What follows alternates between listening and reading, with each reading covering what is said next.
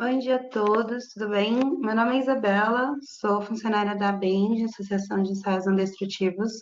Hoje a gente vai falar um pouquinho sobre a LGPD, né, que é a Lei Geral de Proteção de Dados Pessoais. A gente vai falar com a advogada Ana Paula, a doutora Ana Paula. Vou apresentar um pouquinho o currículo dela, então a gente vai falar um pouquinho hoje na live sobre os principais tópicos dessa lei, como ela afeta as empresas em gerais, quais são as principais dúvidas sobre a lei e a implementação dela, tá? E também como que deve ser observado os requisitos legais da lei. Então, a Ana já está aqui com a gente, vou apresentar ela rapidinho para vocês, tá? A doutora Ana, na verdade, a doutora Ana Paula de Siqueira Lazareschi, de Mesquita, ela é advogada e sócia fundadora da SLM Advogados. Ela é graduada em Direito e pós-graduada em Direito Empresarial pela Mackenzie, professora mestre de Direito Civil também, e pela PUC de São Paulo, membro da Comissão de Direito Digital da Compliance, quer dizer, da OAB, membro do Núcleo de Crimes contra a Inocência, e ela também é autora do livro Comentários à Lei do Bullying, 13.185/15, que, se eu não me engano, ela vai falar um pouquinho também na live de hoje, tá? Oi, Ana, tudo bem? Está conseguindo me escutar? Oi, tudo bem? Tá me ouvindo bem? Eu tô escutando bem. Ótimo, maravilha. Então a gente vai ter muito para conversar hoje, né? Isso. Você vai começar a sua apresentação? Já já? Já quer esperar mais um pouquinho? Já tá bom? Podemos? Você que sabe, o horário que você achar melhor. A gente tem aqui alguns participantes já aqui no webinar. Ela também está transmitindo pelo Instagram, gente. Eu vou colocar aqui nos comentários o Instagram dela. Como é que mesmo, Ana? É Ana Paula Digital. Ana Paula Digital. Enviei aqui nos comentários também. E também vai ficar gravado lá, né? E para a gente ter também mais um ponto aí de acesso e a Bend como nossa parceira nesse trabalho. Isso. Essa live também vai ficar disponível. A gente vai colocar o vídeo que a gente está transmitindo aqui no canal do YouTube. Então dá para a gente acessar depois. Deixa eu enviar uma pergunta.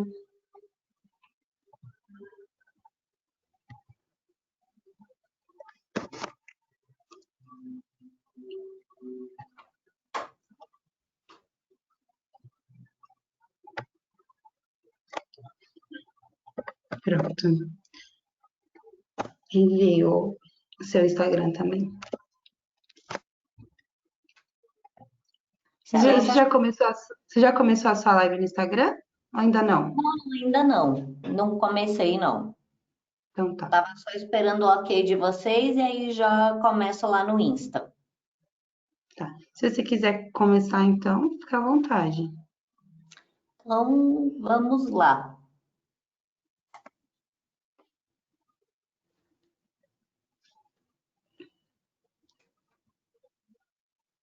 Todos me ouvindo bem? Fica. Pessoal, se vocês estão escutando, vocês conseguem responder no chat de perguntas aqui do webinar? Pra gente Vê verificar que se está todo mundo escutando. Eu acredito que sim. legal. Todos ouvindo bem, tranquilo, porque nós temos aqui a abertura com essa parceria com a Abend, tá? Então, temos os slides também que estão sendo disponibilizados, tá? A galera do Instagram que quiser os slides, é só mandar uma mensaginha no direct que a gente manda. E também mandamos o e-book, tá certo? Para quem quiser, nós disponibilizamos o e-book sobre Lei Geral de Proteção de Dados, que isso vai valer para a empresa, para a escola, para absolutamente todo mundo que tem alguma forma de atividade lucrativa ou não lucrativa, tá certo? Então, é muito importante que a gente faça essa adequação aí às leis, porque, querendo ou não querendo, sabendo ou não sabendo, nós sempre estamos aqui submetidos ao direito. Vamos lá, gente? Tudo bem? Maravilha! Então, andiamo. Queridos, é o que eu sempre falo para vocês, né? Tudo acontece, agradecer muito o pessoal da Band, Juliette, Isa, por esse trabalho, onde a gente vai poder explicar um pouquinho noções gerais, tá? Da Lei Geral de Proteção de Dados. Tentei focar nesse curso alguma coisa que não seja muito juridiquês, nem muito pesado, para que possamos ter a compreensão desta lei que assim acaba incomodando. A gente sabe que pode ter multa, que pode ter algum problema, mas não sabe muito bem como. Então, meus queridos, o primeiro ponto que nós temos que saber é: todos temos celulares, tá certo? Então, independentemente da área de atuação, os seus funcionários têm celulares, o corpo diretivo tem celular, o pessoal do transporte tem celular, o pessoal da equipe de limpeza tem celular, e todos esses dados, principalmente, estão ali dentro da empresa. Então, é essa grande preocupação do legislador brasileiro, que são esses dados indo de um lado para o outro e como esses dados estão indo. Vamos lá, minha gente. Quem foi que fez o Face App para ficar mais velhinho? Ou para virar bebê? Levanta a mãozinha. Quem foi que foi lá e instalou o Face App? Então, meu amor, se você instalou o Face App, querido, todos os seus dados ali foram capturados, você deu ok para várias coisas e realmente a sua privacidade foi invadida e foi dilacerada. Alguém aqui, vamos lá, já parou? Tem o Gmail? Tem o Hotmail? Porque a pessoa sempre fala: ai, Ana, eu não quero pagar para usar e-mail, eu quero usar algo de graça. Querido, não existe nada de graça no mundo digital, absolutamente nada. Tudo é pago, e nesse caso, pago com dados. Você não usa Facebook de graça, tá certo? Você fornece dados, o Facebook vai lá, captura esses dados, Instagram, YouTube, TikTok, tá? Então, todas essas redes vão lá, capturam esses dados e você não sabe como, nem onde e nem de que forma estão sendo tratados e se algum dia serão excluídos. Então, esta lei veio para o Brasil, né? Começou, obviamente, a mais conhecida é a lei da Europa, mas nós vamos nos ater simplesmente à lei aqui do Brasil, tá certo?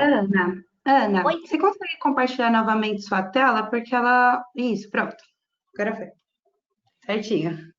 Prontinho, vamos lá. Então, o que a gente está falando aqui, o que é essa lei? Tá? Então, essa lei ela foi sancionada, tá? Justamente para que se fizesse tratamento de dados pessoais. Então, muitas vezes se fala em Lei Geral de Proteção de Dados, precisaria ter mais um complemento. Lei Geral de Proteção de Dados Pessoais, tá? Porque isso serve para proteger pessoas físicas. Então, toda essa lei ela é construída para a proteção das pessoas físicas, que obviamente são as pessoas hipossuficientes. Traduzindo que é hipossuficiente é o lado mais fraco, é onde a corda sempre arrebenta, tá certo? Gente, se vocês acharem que a palavra está um pouquinho difícil, não entendeu, coloca aqui para eu saber, tá bom? Então, muitas pessoas perguntam: existe a chance dessa lei entrar em vigor em agosto de 2020? Gente, fizeram tudo que foi confusão. Foi medida provisória de um lado. Então, no meio da pandemia, né, se fez uma medida provisória que ia postergar os efeitos para maio de 2021, e sem entrar no juridiquês muito pesado, eu acho que é importante que, sim, ainda existe uma possibilidade, tá? Se a lei não for se a medida provisória que tem um tempo determinado não for convertida em lei, sim, ela entrará em agosto, entrará em vigência em agosto de 2020.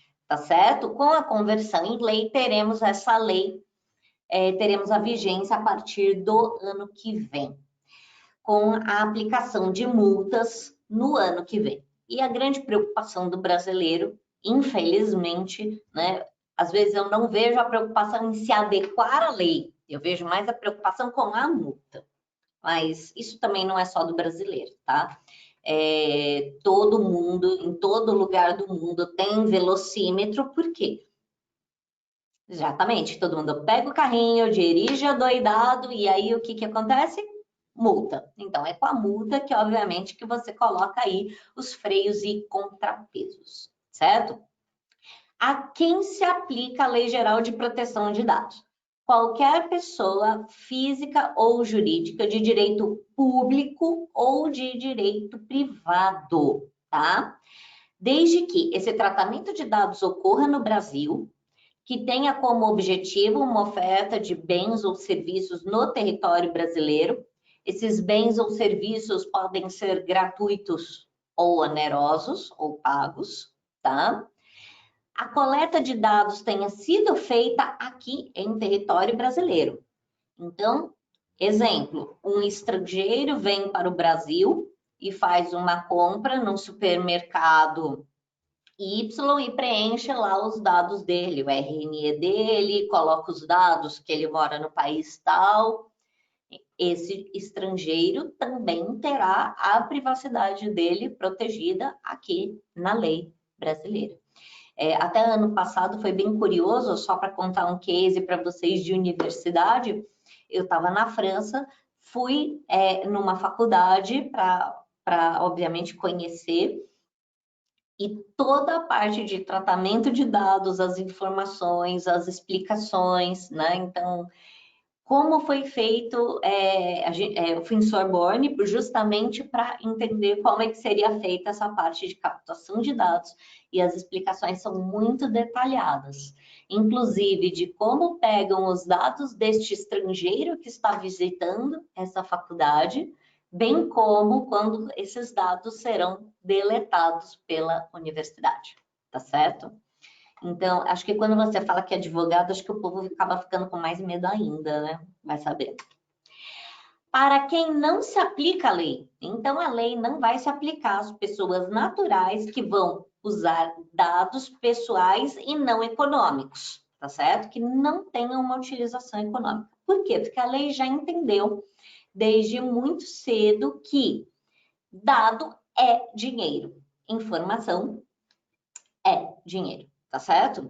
Então, toda vez que existe uma pesquisa jornalística, artística ou acadêmica ou assuntos de segurança e defesa nacional, sim, a lei não será aplicada, tá? Então, muita gente às vezes quer fazer termos e políticas querendo colocar aqui, falando de trabalhos acadêmicos e artísticos, e na verdade é só mais uma captação de elite. Então, muito cuidado, tá? Então, nada disso vai se aplicar a todos esses dados pessoais quando a Polícia Federal, a Polícia Estadual faz essa captação de dados para investigação. A Lei Geral de Proteção de Dados não vai se aplicar, tá? Para essa finalidade específica. E aí, meus queridos, o que nós vemos é que com o Covid-19 e sem a vigência da LGPD, da Lei Geral de Proteção de Dados, tivemos o quê? Uma baderna, não é? Porque absolutamente se pediram todos os dados, se pediram todas as informações, se colocaram critérios de entrada ou de saída de estabelecimentos e não se deu nenhuma informação, não se treinou os funcionários e a coisa ficou descontrolada, né? Ficou descontrolada de tal ponto que eu estava doente, olha isso. Eu estava doente, fui no médico, né? Que é num conjunto comercial, tiraram a minha temperatura e falaram: sim, você está com febre, você não pode entrar. Eu falei: então, mas eu estou com febre e estou indo ao médico. Aí teve que o médico descer para falar que sim, que eu tinha que entrar, que era justamente para quê? Olha o absurdo. Então, você dá lá um termômetro para uma pessoa e não explica o contexto de nada disso. E naquele prédio específico está lotado de médico. Então, meus queridos, é por isso que eu falo, compliance. O compliance, ele sim precisa ser feito, e é o que eu sempre falo das políticas de compliance. Quem faz não pode deixar você fazer isso dentro da sua casa. Tem que contratar terceirizado. Por exemplo, a Classmatic faz a parte de treinamentos e educação digital aqui, que é essa empresa que está fornecendo esse curso aqui em parceria. Quem é que faz o compliance? É a Ana Paula? Claro que não. É a Franco Guimarães que faz este compliance relativos aos dados dos nossos alunos, é ela que faz as auditorias, e é eles que vêm aqui também puxar a orelha, né? Então, meus queridos, por quê? Porque na casa do ferreiro, o espeto vai ter que ser de titânio. Então, eu contratei a Franco Guimarães, por quê? Porque é um escritório que eu confio, sei que sim, vai com crítica. E é isso que eu falo para você que é do RH, para você que é dono de escola, para você que é diretor de empresa, não tenha medo de críticas. Ou ainda, o compliance, ele entra na sua empresa para te dar informação. Ele vai, na hora que começa o mapeamento de dados, minha gente, aí é um salve-se quem puder. Você descobre quase tudo, né? Você descobre quem trabalha, quem enrola, né? Quem tá lá no WhatsApp só ouvindo o gemidão do WhatsApp, que a gente sabe que isso acontece, não é? Sim, minha gente, a gente trabalha muito com violência virtual, tá? E o que eu mais escuto aqui, parece que o dia inteiro é aquele gemidão do WhatsApp.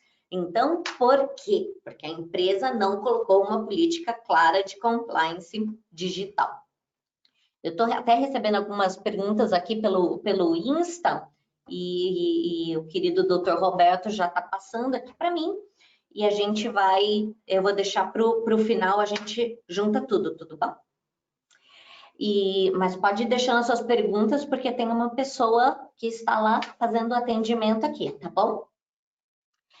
Então, esses dados sensíveis. O que são dados sensíveis? São dados pessoais, tá? Que apontam uma vulnerabilidade em razão da natureza deles. Então, você imagina, vamos pensar, em um estabelecimento de ensino, em uma escola. A escola é lotada de dados sensíveis, né? Uma indústria muito mais fácil de lidar com uma escola, porque uma escola tem menores de idade, e aí vem os dados sensíveis de crianças e adolescentes, incluindo ficha médica, exatamente, ficha médica. Se os pais são separados, o colégio recebe a decisão judicial sobre a guarda, quem pode, quem não pode retirar aquela criança naquele dia. Sobre as informações médicas, você recebe informações se a criança é alérgica, não é alérgica, se está fazendo algum tratamento, se tem doença autoimune. Mas quem é que se interessa por isso? Gente, todo mundo que vende remédio se interessa por isso, tá? Por quê? Porque a maior indústria do mundo é a indústria alimentícia e a indústria farmacêutica, tá certo? Então, esses dados altamente sensíveis interessam sim. E também as redes sociais, uma vez que todos os produtos são vendidos nas redes sociais, tá? Tem tudo que é tipo de post, de publi nas redes sociais, tá certo? Mais uma etapa. Temos aqui que tipos de dado pessoal tem que ter aquela atenção extra. Então, para você que é do RH, tá? Quem está lá no Departamento de Recursos Humanos, viu? Eu sou o jovem aprendiz. Você vai parar tudo. Jovem aprendiz, atenção total no jovem aprendiz, tá? Por quê? São adolescentes. E segundo o Estatuto da Criança e do Adolescente, estão em processo de informação e precisam o suporte não só da família, não só da escola, mas de toda a sociedade. Isso é uma obrigação legal de toda a sociedade. Então, tudo que tiver lá naquele dado, tá? Origem racial, questão religiosa, filosófica, opinião política, filiação sindical, questão genética, biométrica, tá? Falo isso também para todas as empresas, tá? Você colocou ali a digital do seu funcionário para entrar na empresa? Sim, os controles biométricos precisam estar muito bem protegidos ali pela Lei Geral de Proteção de Dados. Não, Ana, a gente não tem controle biométrico, o nosso controle é facial. Não mudou nada, tá bom, meu amor? Porque da mesma forma que não existe uma digital igual a outra, não existe um rosto igual ao outro, tá? Tanto que quem vai tirar lá o passaporte não, o visto americano, primeira coisa que eles falam para você é o quê? Vai, coloca aqui, orelha, bota o cabelo para trás da orelha, isso, foca aqui. E aí você sai bonitinho, gatinho, com toda a sua orelha, e para quê? Justamente para que o governo americano saiba quem é que está entrando no país deles. E, inclusive, você bota lá depois as suas patinhas ali na entrada, certo? Põe, tira, põe, tira. Sim, os Estados Unidos está fazendo a parte dele de controle na lei geral específica, mas hoje a gente vai se focar só aqui na lei brasileira, tá certo? Todos os dados dos funcionários das empresas. Empresa, presta atenção. Você tem muito dado sensível aí. Então, seu funcionário foi lá, juntou um atestado médico. Olha, eu não vim. Por que eu não vim? Ah, veja, aí tá, tem lá um atestado que, de repente, o funcionário pegou sífilis. Ou que ele é soropositivo. Ou que ele tem uma doença autoimune. Tudo isso é dado altamente sensível e precisa ter protocolos muito específicos para saber quem, como e onde vai acessar esses dados, certo? Então, terceiro, aí eu queria passar para mais algum ponto que são as hipóteses de tratamento de dados. Então, aqui, para quem está no Insta, eu vou falar aqui de 10 hipóteses de tratamento de dados, tá certo? E dentro dessas 10 hipóteses, eu queria falar sobre a primeira, que é o consentimento. Vejam, meus amores, quando a pessoa não sabe nada de Lei Geral de Proteção de Dados, quando você coloca o seu primo recém-formado, que nem conseguiu passar na ordem, aí você fala, não, primo, vem que você vai fazer agora, isso aqui. Aí você joga o menino lá. E aí o menino não tem especialização nenhuma. E aí o que a criança vai fazer? Não, tio, ó, é só dar o termo aqui de consentimento para consentir tudo. Consente tudo, sabe por quê? Porque ninguém lê nada. Bom, até aí eu tenho que concordar com o menino, que ninguém lê nada, né? Você deu ok para tudo, você deu ok pro Face App, você ficou com cara de velho, com cara de novo, com cara de tudo, não é? Pois é, meu amor, não pode, tá? Só consentimento não é o suficiente. E essa forma de consentimento, você fornece os seus dados, a sua alma, o seu filho primogênito. Não pode, tá? Não pode. Muito cuidado com isso. É importante que, até o STJ já falou isso, escolas. A escola adora colocar um consentimento. Eu posso usar o seu direito de imagem até o fim dos tempos, né? Não pode, minha gente. Já tem decisões do STJ batidas e chacoalhadas falando que cessão de direito de imagem por mais de 5 anos, isso não existe, tá bom? Então, não queira tentar subtrair a alma da pessoa por tempo indeterminado, não vai dar certo. Consentimento nulo de pleno direito, tá? Não se esqueça que a pessoa que está do outro lado é uma pessoa física e suficiente. Item 2, cumprimento de obrigação legal e regulatória. Esses são os casos, tá? Onde você vai fazer esse tratamento de dados, essa coleta de dados, isso vale para a escola, tá? Então, a escola vai lá, faz esse tratamento de dados e passa essas informações para o Ministério da Educação. Isso também acontece bastante com hospitais, tudo bem? Onde os hospitais colocam ali dados relativos à saúde, época de Covid, né, minha gente? Teve que mandar as informações, estatísticas, testagens.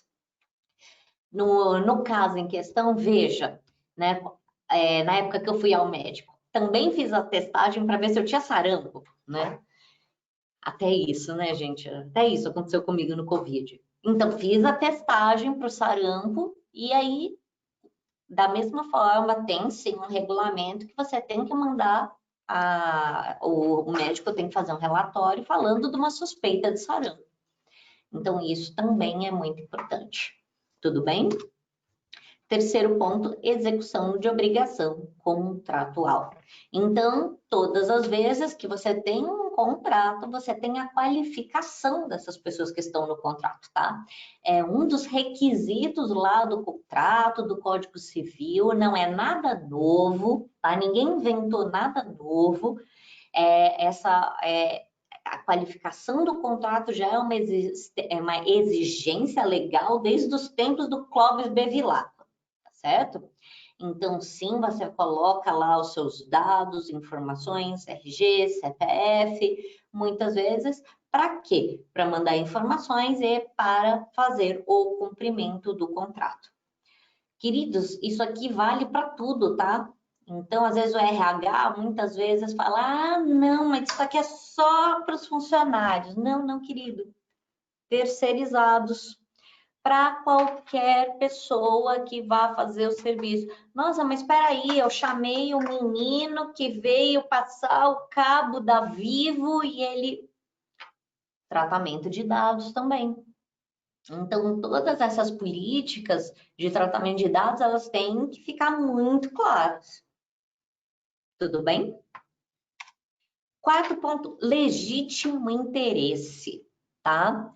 Então, o que que acontece? Você tem que explicar qual que é o seu interesse e ele tem que ser legítimo. Por quê? Porque você não pode conflitar com as liberdades individuais de cada pessoa, tudo bem? Então, não pode colocar isso de uma forma vaga. Quando você coleta esse dado, você tem que explicar por que que você está coletando esse dado, tá? Então, se você é uma instituição financeira, você tem que explicar o porquê você está coletando esse dado, o tempo também que você vai ficar com esse dado e qual o seu interesse nesse dado e como que esse dado, e a hora que você não tem mais legítimo interesse em ficar com esse dado, o que que você tem que fazer? Descartar o dado. Ana, mas eu tenho que descartar o dado? Sim, digital ou papel, tá? Então, essa observação é muito importante, tá? A Lei Geral de Proteção de Dados não vale apenas, tá? Para dados digitais. As pessoas só pensam no mundo digital. Toda aquela papelada, é o que eu já falo para RH, sabe aquele quartinho que tá as pastas tudo ali, aquela coisa cheia de pasta jogada? Sim, aquilo ali você vai ter que auditar aquilo. Aquilo ali é objeto de auditoria. Então, muitas vezes a gente trabalha com colégios que têm mais de 120 anos de história. Então, Ana, os contratos de 100 anos atrás, eles eram todos à mão, paciência. Os dados estão lá e a gente precisa colocar eles dentro da proteção de dados. Não tem jeito, tá? E o colégio, eu vou falar para vocês, tem várias correntes sobre armazenamento de dados no colégio e até aonde sei, né? Até para que eu sempre falo que é a parte mais para que não tenha problema nenhum. guarde de forma perpétua, tá? É a melhor forma de você solucionar qualquer tipo de problema futuro. Obviamente que vai ter que digitalizar, né, gente? Tem que digitalizar? Tem. Ah, mas vai ficar muito difícil. PDF digital, pesquisável, não é, meu amor? Ai, não sei o que é PDF pesquisável. Isso são coisas que a gente aprende quando faz compliance para implementar o LGPD. E aí você descobre tudo isso. Número 5, eu vou passar rapidamente porque é o tratamento de dados pela administração pública, tá? Então, a administração pública sempre vai coletar esses dados. Como isso vai ser feito, tá muito nebuloso. Minha gente, como isso é nebuloso. Então, para quem é advogado, já sabe que todas as vezes que você precisa de alguma informação, você tem uma açãozinha chamada habeas data, e isso é um pesadelo. É a visão do inferno na Terra. E isso é uma das coisas também que vai ser regulamentado, e realmente acho que cada órgão vai ter que disciplinar como foi feita esta consultoria de LGPD e as formas de armazenamento e descarte de informações pela administração pública. Aqui vai dar muito pano para manga, gente. Estudos, realização de estudos por órgãos de pesquisa. Muito bem. Sabe aquele lá, o IBOP, não é? Então, aí a gente tem IBOP, tudo isso. Gente, eu nunca vi um pesquisador do IBOP, sabe? Foi basicamente a cabeça de bacalhau. Ninguém me ligou nunca do IBOP para saber nada. Eu gostaria muito. Mas dizem, quem já... Me conta aí se você já recebeu alguma vez uma ligação do IBOP para fazer alguma pesquisa. Dizem que você fornece todos os dados de pesquisa, tá certo? Essas pessoas também têm um conjunto de informações, tá? Que não poderão ser reveladas, tá? O estudo vai ter que se focar especialmente na pesquisa, e os dados vão ter que ser anonimizados. O que é isso? Vão ter que se transformar em dados anônimos. Número 7, exercício regular de direito. Então, vamos lá. Mais uma vez, para quem é do RH, que está aqui comigo, tá certo? Vamos lá, meus queridos. Todas as vezes precisa guardar muito bem todas as informações da vida desse funcionário, principalmente, tá? Conversas em e-mail, tá? E também, se você tem esse péssimo hábito, péssimo, vou falar agora, péssimo, repitam comigo, péssimo hábito de fazer grupo de WhatsApp na empresa, tá? Péssimo hábito, pior não poderia ser, você vai ter que documentar isso aí também, tá certo? Porque numa eventual ação trabalhista, esses dados sim poderão ser objeto de defesa da empresa, ok? Proteção de vida ou incolumidade física. Todos esses dados também que são armazenados, vale-se para tempos de Covid, tá certo? E também para as instituições de ensino, é muito importante que você tenha esses dados, porque se tem alguma pessoa com doença infecto-contagiosa, ela precisa ter um atendimento separado? Como é que isso vai acontecer? Então, tudo precisa de um protocolo, tá? Pensa, meus amores, pensa nisso. A minha empresa tem brigada de incêndio? O seu colégio tem brigada de incêndio? Ou a hora que pega fogo, você fala, socorro! Vai, minha gente, pega os meninos e corre. Não, não é assim. É para isso que tem brigada. Porque tem um procedimento quando o prédio pega fogo, tá certo? E isso vale para a empresa também, e isso também vale para a Lei Geral de Proteção de Dados. Só que a probabilidade da sua empresa pegar fogo e do colégio pegar fogo é mínima. Tanto que o seguro de incêndio é um dos mais baixos que tem, correto? Você viu o valor do seguro de incêndio? Pequenininho, a seguradora já sabe que a chance daquilo pegar fogo é muito pequena. Porém, a chance de vazar os dados dentro da sua empresa é total. E você tem que estar preparado para isso. E eu já vou avisar agora. Vai vazar dado dentro da sua empresa? Vai.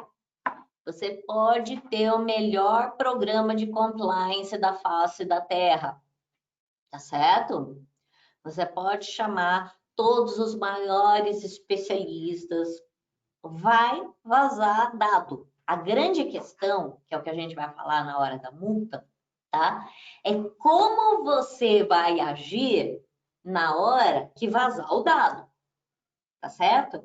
Então, voltando para a questão do incêndio, você pode sair de uma forma ordenada, com protocolos e com segurança, ou pode virar boate kiss e ser uma desgraça total e absoluta, tá certo?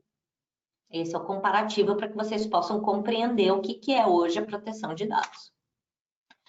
Tutela de saúde, tá certo? Pesquisas de combate de doença, pandemia, estudos, tá? Absolutamente tudo isso precisa sim ser encaminhados para as autoridades da área de saúde, autoridades da área sanitária e serviços de saúde competente, tá? E aí é o que eu falo novamente, muito cuidado, porque mande para a autoridade correta.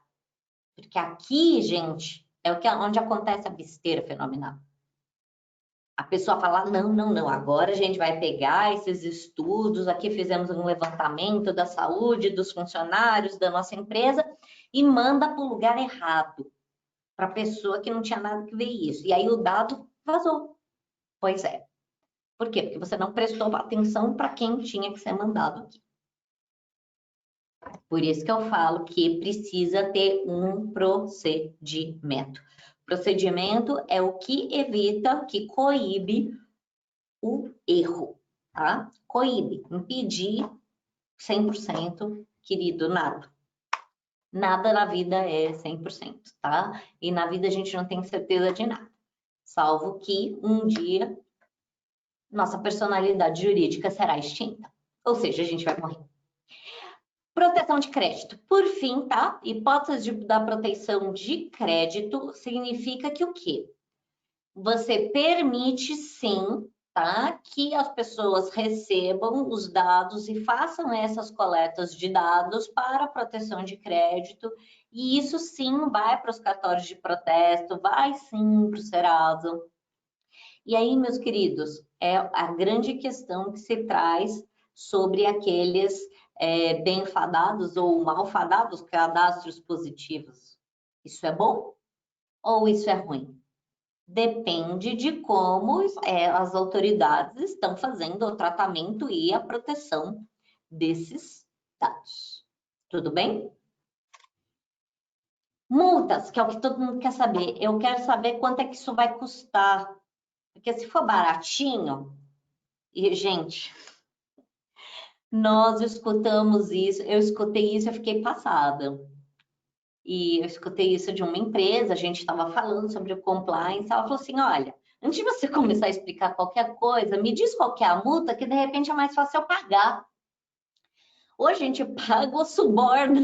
Eu falei, querido, tchau, a reunião acabou, né? Ou a gente paga ou a gente suborna aí o fiscal que vier da Autoridade Nacional de Dados. Eu fiquei tão escandalizada que eu falei, gente, não tem como trabalhar com um ser humano desse que não entendeu nada, né? Então, vamos lá. Se você acha que a multa vai ser baratinha, não vai, tá? Então, baratinho na vida, pode ver que o barato geralmente é complicado. Vamos lá. Primeiro, se for em virtude dos vazamentos, se ocorrer esses vazamentos, nós temos aí 6 tópicos que podem ser elencados das multas, que é, primeiro é a advertência, o famoso ó, tá? Você foi advertido. Segundo, multa simples aplicada pelo faturamento da empresa, tá?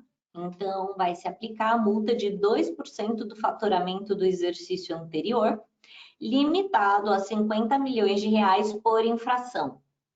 Então, meu amor, isso, 50 milhões de reais por infração.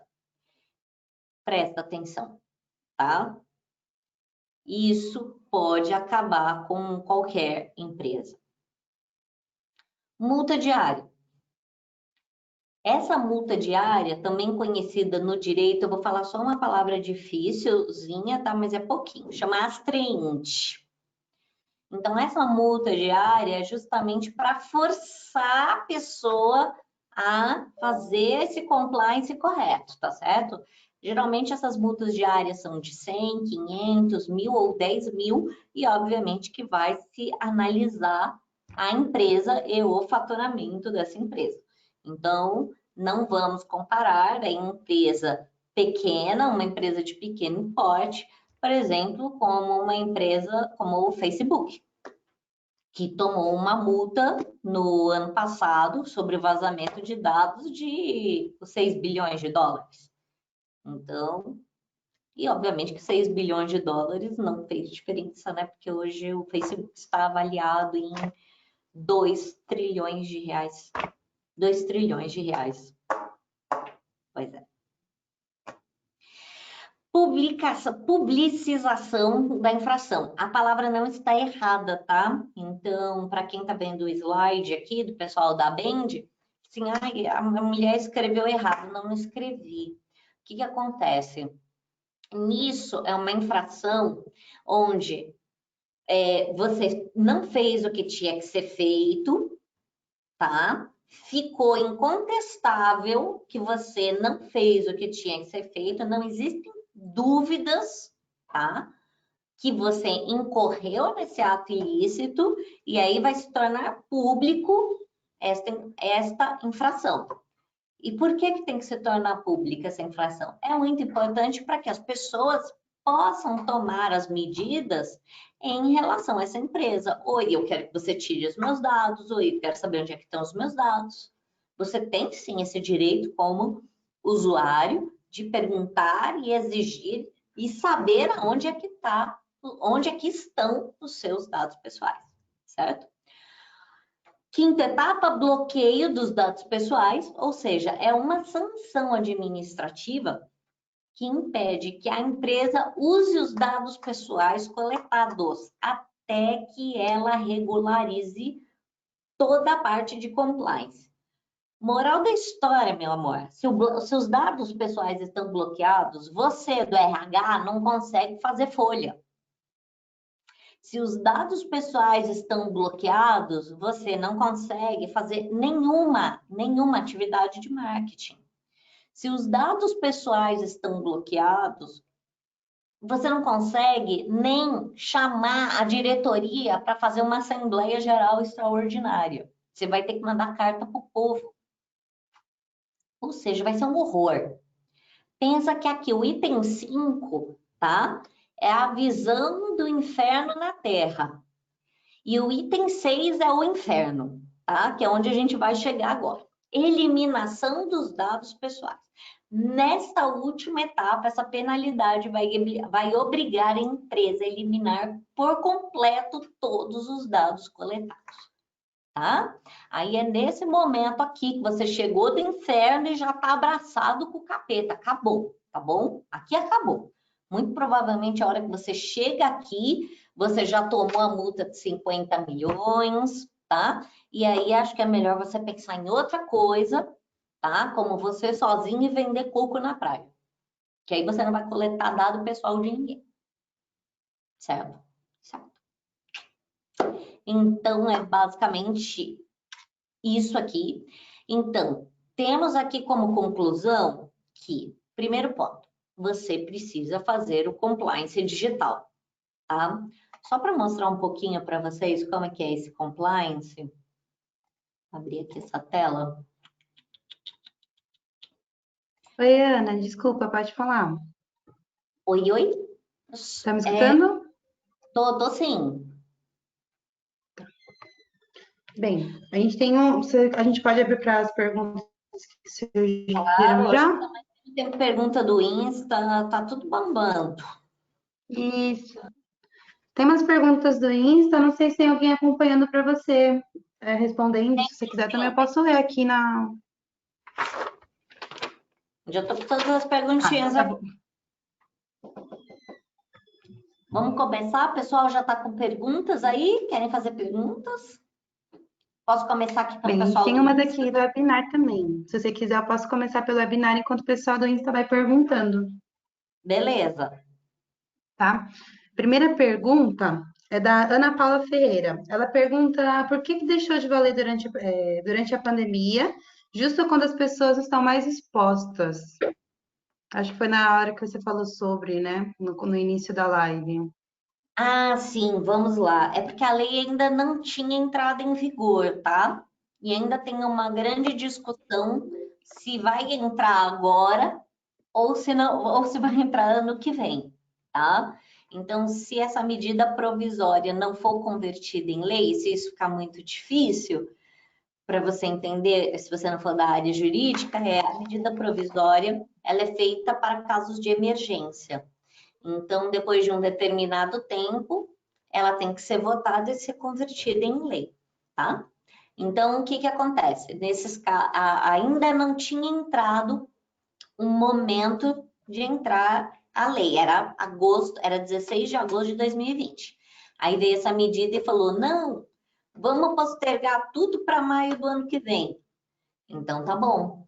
Só que se essa medida provisória não for votada, nós temos o quê? Volta o prazo de 16 de março de 2020, tá certo? Isso de uma forma extremamente simplificada, tá? Eu não tô descendo o juridiquês pesado aqui para que as pessoas não morram de sono. O Gabriel também ele perguntou se em feiras e eventos ele pode solicitar a exclusão dos dados dele na hora que ele realiza o cadastro. Pode sim, pode solicitar a exclusão. A grande questão, e essa pergunta é muito importante, que eu falo que é intimamente ligada com a educação digital, é você saber o que está fazendo com os seus dados, tá? Então, a hora que você entende que você realmente é proprietário disso, que isso te pertence, como se fosse uma caneta, né? Por exemplo, se fosse uma caneta Montblanc, tá? Aquela top, que você foi lá e emprestou, você não ia voltar lá e pedir de volta? Ô, me dá aqui de volta minha caneta Montblanc, cadê? Não é? E por que você não faz isso com seus dados pessoais? É isso que eu insisto que a gente precisa trazer mais educação digital. Mas tá certinho, pode pedir. A gente também tem uma pergunta da Helene Alonso. Ela pergunta assim: doutora, quais as áreas que mais sofrerão com os impactos da LGPD dentro de uma empresa? Olha, as primeiras, assim, que eu geralmente converso, a gente já começa com o RH e TI. Então, dentro do RH e dentro do TI e precisa conversar com os dois juntos, tá? Porque o RH vai saber onde que estão localizadas essas informações, de que forma são disponibilizadas essas informações, e aí o TI vai explicar como é que isso é disseminado dentro da empresa, tá? Então, de que forma, quais são os programas, quais são os sistemas, e aí a gente começa a entender essa parte de vulnerabilidade. Certo. A Rebeca de Macedo também pergunta: Ana, as multas são cumulativas para a mesma infração ou são crescentes a cada infração cometida? Essa também ainda é uma discussão, tá? Que ainda tem na doutrina, mas eu acredito que devem ser cumulativas, deve funcionar que nem no direito penal, tá? Então você faz isso cumulativo para quê? Para ter o caráter educativo. Se você não tem o caráter educativo, ninguém faz nada, tá? Então, existem dois tipos de pessoas. Existem pessoas que cumprem a lei porque elas são éticas e tem todo, é o que eu falo de berço, não é dinheiro, tá? Berço é educação e criação, que coloca princípio, ética e moral desde a tenridade. Então, quando a pessoa tem isso, ela simplesmente é uma cumpridora natural das leis. E tem a pessoa que cumpre a lei simplesmente porque ela, ou ela não quer ser presa ou não quer pagar. Como temos os dois tipos, eu acho que a pena, sim, ela acaba sendo cumulativa. Porque se você pega, por exemplo, uma empresa que é nem o Facebook e aplica uma multa de 50 milhões, isso não faz nem cosquinha. A Apple saiu ontem. A Apple foi avaliada em 1,8 trilhões de dólares. Aplica uma multa de 50 milhões. É ridículo. Uma multa de 50 milhões para alguém deste tamanho não faz diferença nenhuma. Então, se não tem acumulatividade, por vezes não terá o efeito. Mas existe também um outro princípio que precisa ser ligado, que é o princípio do não confisco, tá? Então, você tem que aplicar a multa, mas sem o caráter confiscatório. Esse é um outro ponto também a ser abordado. Certo. A gente também tem uma outra pergunta. Como proceder com formulários de capacitação de leads? Posso colocar como dados obrigatórios? Como informar o cliente que os dados coletados serão sigilosos? Excelente pergunta, muito legal. Quando você vai fazer vai fazer a captação dessas leads, eu acho que é muito importante que junto você mostre para essa pessoa, tá? Você mostre para esse seu futuro comprador que você já está preparado, que a sua empresa é ética. A ética da empresa já começa ali, ó, na captação da lead. É ali que a empresa começa a mostrar o focinho dela, tá? Então, na captação da lead, você tem que mostrar de forma muito clara e transparente que eu estou pedindo esses dados, por quê? Aí a gente volta ali no princípio da finalidade. Qual que é a minha finalidade? Eu tenho uma finalidade, eu vou te oferecer isso, eu vou te oferecer um produto, eu vou te oferecer uma propaganda. Não tem problema você oferecer um produto ou oferecer uma propaganda, gente. Isso não é ilegal. O que é ilegal é você não falar o que vai fazer. E aí a pessoa tem o direito de falar quero ou não quero. Então, mande certinho a sua política de compliance e armazenamento de dados. E aí sim a pessoa tem a possibilidade de falar quero. Puxa, que empresa legal, que empresa séria. Ou, pronto, nossa, saiu o Insta. Ou não. Então, acho que é isso que precisamos avaliar, tá? Essa política tem que estar muito clara na hora que você manda a lead para a pessoa. Certo. Eu vi aqui no seu Insta também, né, acompanhando a sua live, tem duas perguntas. Uma acho que o usuário dela é Lolima Oficial. Ela pergunta: no mundo virtual, a proteção não é 100%. Uma prova são os hackers, né? Como seria esse ponto de acordo com a lei? Exatamente. Os haters, sim, eles fazem parte já do universo digital. Então, é o que eu sempre falo: se você vai trabalhar com direito digital, você tem que estar preparado para isso, tá? Então, por exemplo, se você vai lá no meu canal Cyberbullying Só Que Não, que é um canal específico onde eu falo só de educação digital no YouTube, sempre aparece a pessoa que está lá fazendo esses comentários. Então, a grande questão é você colocar a pessoa no lugar dela, tá? E educação digital não se faz com grosseria, tá? Então, muitas vezes se faz isso com grosseria. Não, eu acho que você pode colocar a pessoa no lugar dela, sim, e porque muitas vezes eu falo de leis nesse canal e a pessoa fica ali indignada. Não, né? Fala, então, meu querido, a lei é desse jeito, é do jeito que ela foi apresentada, não do jeito que você quer. Então, se você não está contente com aqui, imagina quantos milhões de canais não tem, não é? Ou ainda você também pode fazer uma faculdade de direito, se especializar e monta um canal seu, paga um editor para você e faça isso, tá? Então, o primeiro ponto é você pensar que o hater, quando ele vai entrar na sua plataforma, se você tem uma plataforma digital, a grande questão é como você vai fazer a individualização, tá? Então, critérios principalmente de geolocalização. Isso especialmente para as empresas que fazem treinamentos, porque a gente sabe que tem hater que faz sim comentários maldosos, faz ali um login fake, entra no treinamento da empresa para barbarizar. Isso, infelizmente, é muito comum.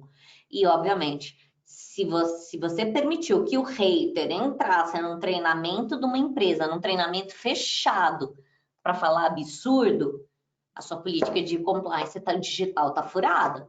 Você tem que ver onde é que está o buraco. Porque isso aí, ó, não é para acontecer, não. Tá.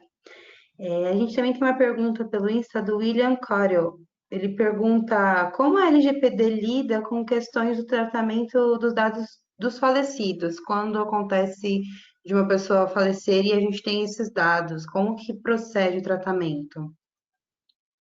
Então, vamos lá. O tratamento dos dados dos falecidos, mesmo porque ainda existe, tá? O dano moral, se você ofende uma pessoa que faleceu, obviamente que a pessoa o morto, ele não tem mais personalidade jurídica, mas as pessoas, a família, vão sim ter um abalo moral em virtude daquilo.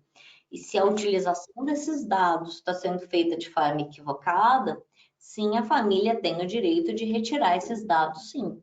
E muitas vezes, os dados desse falecido podem estar em órgãos públicos, que, por exemplo, é no caso das pessoas que faleceram na época do regime militar, em guerrilhas ou em guerras, e por aí vai. Então, é por isso que precisa ter, sim, esse livre acesso para que os familiares possam ter acesso a todas essas informações e tomar as medidas competentes. A gente tem uma última pergunta também, que acredito que você já tenha respondido, mas tudo bem. Devo apagar um contato toda vez que for coletado? E como que a gente consegue armazenar? Como que armazena esses tipos de contatos? Então, é uma pergunta um pouco genérica, porque eu não sei de que empresa ou de que forma. Para cada tipo de empresa, você tem que fazer um armazenamento específico, tá certo? Então, se você é uma instituição financeira, você tem uma forma de armazenamento. Se você é uma indústria, e dependendo também da indústria, você tem uma outra forma de armazenamento. Se você é um prestador de serviços, você tem uma terceira forma de armazenamento. Se você é uma empresa de e-commerce, você tem uma quarta forma de armazenamento, tá? Então, de qualquer que seja esta forma de armazenamento, você tem que trazer transparência para essas pessoas. Então, se esse armazenamento, vamos supor, no caso de colégios, tá? Então, colégios centenários aí, que tem tudo no papel, tá? Como é que a gente faz? Então, eu falo, gente, pegamos aqui todas essas caixas dos 100 anos que estão em papel. Temos que avisar para as pessoas que todo mundo que estudou no colégio, tá certo? Do ano de 1800 e tal até o ano tal, que os dados estão disponíveis no formato físico na sede tal, tá certo? Isso é um exemplo de papel. E a parte, obviamente, digital, você tem que explicar onde está o armazenamento, como é feito o armazenamento, as formas de segurança desse armazenamento e como você vai fazer o descarte dessas informações. Isso também precisa ser explicado. Bom, a gente não tem mais perguntas, no Insta também verifiquei, não tem. Aqui também no webinar também não tem mais. Deixa eu só aparecer para poder encerrar. Eu enviei para algumas pessoas que solicitaram o e-book, Ana, aqui no chat, eles falaram, tá? Eu já enviei. Teve Se mais mais uma alguém pergunta quiser. aqui. Ah, Teve pode uma falar. aqui do Insta, que foi o cadastro de entidade religiosa se enquadra no conceito não econômico para fins de LGPD? Júnior. Sim, Júnior, tá? Todas as igrejas, ou templos, ou associações com fins lucrativos ou não lucrativos ou religiosos, sim terão que fazer toda a etapa da LGPD. Não escapa, tá?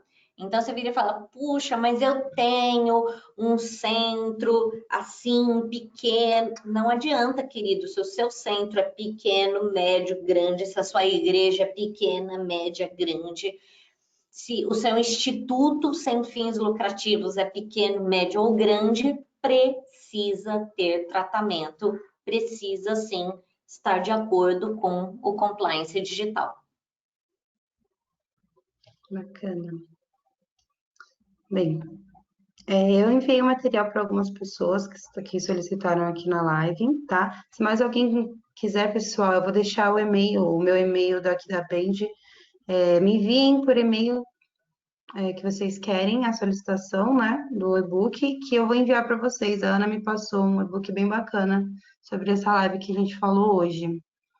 Exatamente. Quem E precisar, pessoal que está do Insta, pode mandar aí contato, tá? O Dr. Roberto vai colocar aqui nos comentários.